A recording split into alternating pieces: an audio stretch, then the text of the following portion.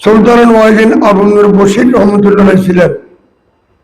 और सफर का जो मैंने तकाहुट उन्हें लिखছেন हमें होने नहीं दिया, हमको सफर का तकाहुट होने नहीं दिया। অর্থাৎ সফরের অস্বস্তি বিভিন্ন এর মধ্যে অনেক শব্দ আছে। সফরের মধ্যে যে বিভিন্ন হযরত আবু নূর বশীর আমাদের সাথে ছিলেন, উনি এক এক কথা বলতেন হাসতে হাসতে। আল্লাহ ওনাকে এই গুণ দিয়েছেন। যাই হোক, তো আমার কথা আজ আমরা এখানে একত্রিত হইলাম।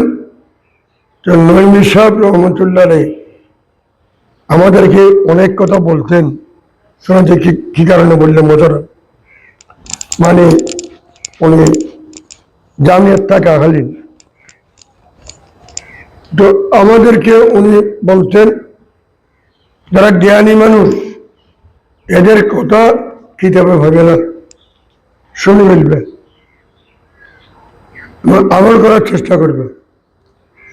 তো উনি যখন কোনো মাহফিলে আসতেন আমরা বুঝতাম, শুনতাম, অনেকে চলে যেত, আসিনি যাবো তো তোকে শুনতাম। কত বড় ব্যাগ হল আমরা 30 জন ছিলাম, শুধু 13 জন ছিলেন, বাকিরা চলে গেছে। কেন তোমরা হয়তো আমাদের দাওয়াত আছে, মসজিদ আছে, তারা হয়তো ওদের যতক্ষণ আসবে না ততক্ষণ বসে থাকবো। ওদের প্রথম আইরে আর দেখে আসে দিন আনসার, আল্লাহ আনসার সাহেবকে উলুম আর ফুনুন দান করুক। এই কথাতে পাইতাম না। ইয়াব্বা মুরব্বী ছিলেন আব্দুল শুক্র সভাপতি যে কথা বলে বুঝছো না, এতক্ষণ দত্তর জাতীয় দত্তরিক চাইবে। আজকেও ক্লাসে আমি ক্লাস করে আসছি তফসিরে জালালাইন। তো আয়াতের মধ্যে একটু খুব ফেস আমি পুরো ওদের যুদ্ধের ঘটনা বলি, বলা তাহিনু আয়াতের তর্জমাটা করলাম, লম্বা কথা। তো ছেলেদেরকে বললাম তোমরা 4টা জিনিস খেয়াল করবা, এটা যার মধ্যে নাই সে কোনোদিন আলেম হবে না। 1 নম্বর, আগের আগামীকাল যে সবক হবে এটা ভালো করে মোতাবেলা করে দেখিয়েছে।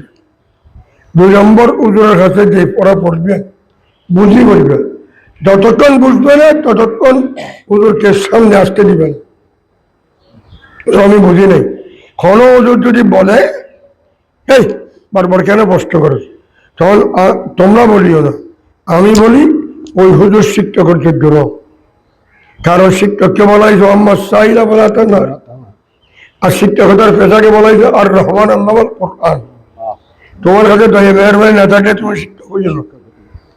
আর বারবার প্রশ্ন করবে, মুক্তসরা মানে মুকদ্দমায় শুরু দিয়েছে